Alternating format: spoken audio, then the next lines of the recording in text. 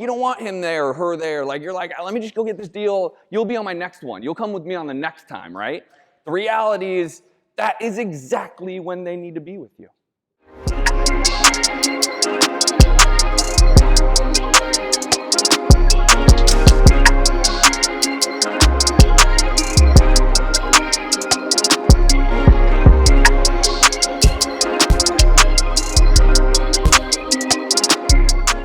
How do I get more people to do it the way I do it so I can build it and make more money? Great question. I got 3 minutes to answer that, but I'm gonna rock it for you, right? That's a great. By the way, the real big key here is everyone in that room, as far as the mastermind, everyone does this. It's not just a me or a Ken or a Sean, right?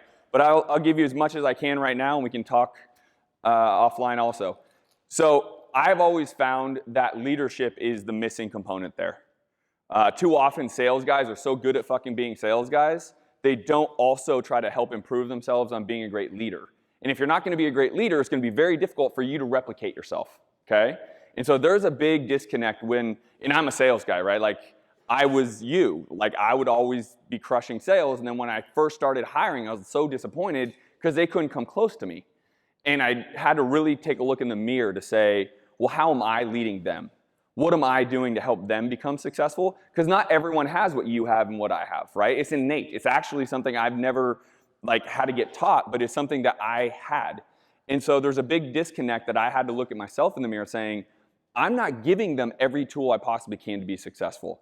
And until you get to that point, whether it's they should be on your hip, first of all.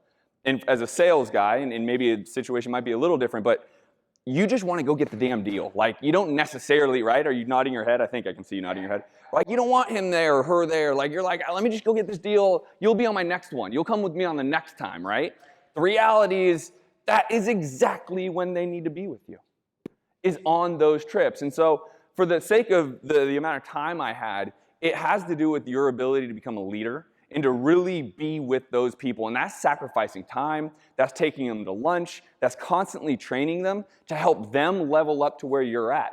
You have all this experience, and you're probably hiring people that don't have the same amount of experience you do, specific to the space. And so they need to have a learning curve, and it's your job to fast forward that learning curve. So I'll happily reference someone I just put my entire team of acquisition people on. I have 7 people on John Martinez's sales training. He is the industry leader in this, and I'm happy to plug him. I personally buy his stuff all the time, send my people to his live events. But that's one way to invest in your people. If it's your company, if you need to go ask, saying, hey, can we throw some investment into our people? Invest in your people. But as the leader, it's your job to invest your time with them, meaning after work hours, early mornings, right? I would come in early to have an hour-long training first before the day would even start. Well, now I'm getting in the office at 7 a.m. because I like to be there early, right? And I'm making them do it. And then I see their level of commitment. Are they willing to get their ass out of bed at 6 to get to the office by 7? So those are the little things that, again, it's a big topic because it's about hiring and scaling and recruiting and training. But that's the first impetus that you need to say, what am I actively doing to make them be as good as me? Fair enough?